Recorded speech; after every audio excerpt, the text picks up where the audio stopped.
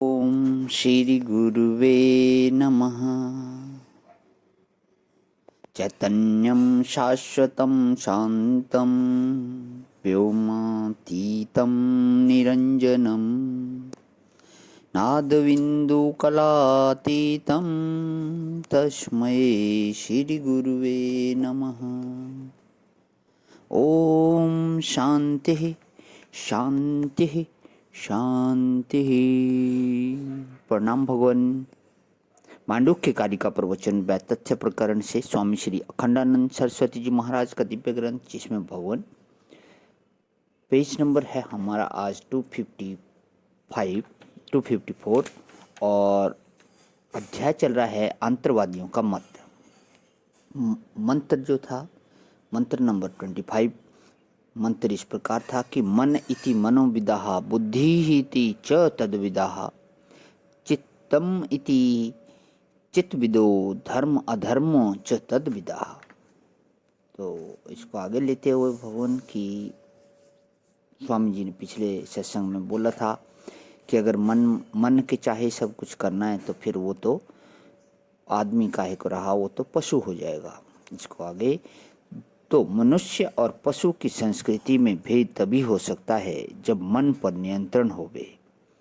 नियंत्रित मन के द्वारा ही मानव जाति पशु जाति से पृथक हो सकती है। अब इसी तरह से जो लोग धर्म को महत्व देते हैं वे कहते हैं कि जैसे स्वास्थ्य के विरुद्ध बच्चे की मांग होने पर उसको मना कर देते हैं, इसी प्रकार धर्म के विरुद्ध यदि मन की मांग होवे तो उसको मना कर देना चाहिए। उसको समझा बुझा कर ठीक करना यह दूसरी बात है। उसको उसका अनिष्ट समझा देना यह बात दूसरी है, और ना समझ में आवे तो श्रद्धा के द्वारा संचालित करना यह बात दूसरी है। लेकिन मन सर्वस्व है यह बात गलत है। मन की अगर प्रत्येक बात आदमी माने तो बड़ा मुश्किल हो जाएगा। हमारे कई डॉक्टरों के बारे में मालूम हुआ कि उनके पास स्त्री पुरुष कोई समस्या लेकर जाते हैं तो वे कहते हैं कि नेचर की मांग तुम पूरी करो। यह जो मन को ही सर्वस्व मानता है, असल में मनोविज्ञान का उनको ठीक ठीक अनुभव नहीं है। अच्छा बताओ, मन स्वतंत्र है कि परतंत्र है? यदि कहो कि स्वतंत्र है तो मन दुखी क्यों होता है? इस बात पर विचार करो। अच्छा, यह कहो कि बड़ा भारी दुख आ गया भाई, तो मन दुखी क्यों ना हो? तो ऐसा भी नहीं है। सवेरे सुखी था और 2 घंटे बाद पिछले 6 महीने की बात सोचकर दुखी हो गया।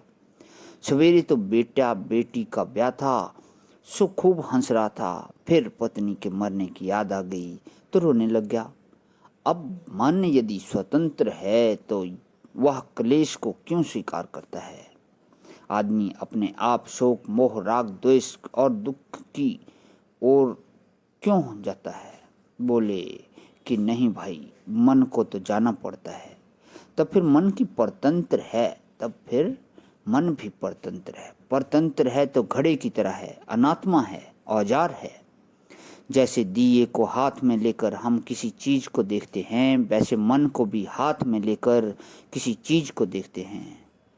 मन में कर्णत्व है, अनात्मत्व है, घटत्व है। और मन यदि स्वतंत्र है तो दुखी होने का कोई कारण नहीं है। इसलिए मन किसी प्रकार आत्मा नहीं हो सकता। हमारा मन दूसरी बातों को समझाने के लिए एक औजार है। मन दृश्य है, क्योंकि मन में 1000 बात आई।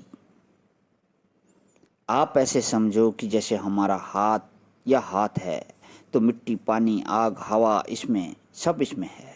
इसमें कठोर हड्डी है, वह मृत्तिका का अंश है। जो खून है वह पानी का अंग है, और इसमें उष्मा है, इसमें हवा घूमती है, तब इसको हिलना ढुलना होता है। गर्मी न हो तो खून जम जाए, इसमें अवकाश है, नहीं तो कोई चीज चले फिरे कैसे? तो पंचभूत हमारे हाथ में हैं। अब यह मुट्ठी बांधना और मुट्ठी खोलना यह क्रिया शक्ति है। तो जो 5 भौतिक अंश हैं उसको अन्नमय कोश बोलते हैं। उसमें मैं करके बैठा हुआ चैतन्य, उसको अन्नमय पुरुष बोलते हैं। और यह जो क्रिया शक्ति है उसको प्राणमय कोश बोलते हैं। और इसमें मैं करके बैठा हुआ जो चैतन्य है उसको प्राणायाम पुरुष बोलते हैं। लेकिन इच्छा हो कि हाथ समेटे जो समेट लिया, और इच्छा हुई कि खोल दें तो खोल दिया, इसको मनोमय कोश बोलते हैं। और इसमें जो चैतन्य है उसको मनोमय पुरुष बोलते हैं। लेकिन इच्छाएं तो 1000 होती हैं। कोई लिस्ट बना सकते हो कि तुम्हारे मन में कितनी इच्छाएं हैं? मन में जो आ जाए सो बोलते चलो। यह जिन लोगों का मन अपने हाथ में नहीं है उन लोगों के लिए चुनौती है।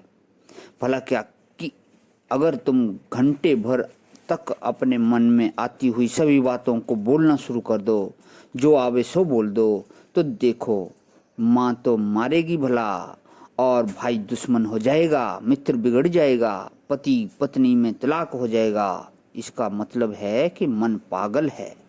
तो तुम भले मानुष कैसे बने हुए हो, कैसे बने हुए हो? इसलिए जीव रानी काबू में है, वह बोलती नहीं है। केवल 2 तोले की जीभ ने तुमको भले मानुष बना रखा है, नहीं तो मनीराम तो कहीं का नहीं छोड़ते। क्योंकि ऐसी ऐसी बातें मन में आती हैं, दुश्मन के लिए, दोस्त के लिए, स्त्री के लिए, पुरुष के लिए। इसी से भगवान ने यह चाम की चद्दर उड़ाई कि तुम्हारे मन का किसी को पता न चले। अगर जैसा मन होता और वैसा ही आदमी होने लगता तो क्या होता? दिन भर में कई बार शेर हो जाता, कई बार वानर हो जाता, कई बार गिद्ध हो जाता, कई बार सांप हो जाता। जैसे मन हो वैसी शक्ल अगर आदमी की बनने लगे तो आदमी की यह हालत हो जाती। सो भगवान ने चाम की चादर ओढ़ाई कि भाई दूसरे को देख कर पता न लगे कि यह भले मानुष भीतर ही भीतर क्या गुल खिला रहे हैं, आपके मन में क्या क्या व्यंजन बन रहे हैं। सो भगवान से मित्रता से इसको ढंक दिया। प्रणाम भगवान। ओम शांति शांति शांति।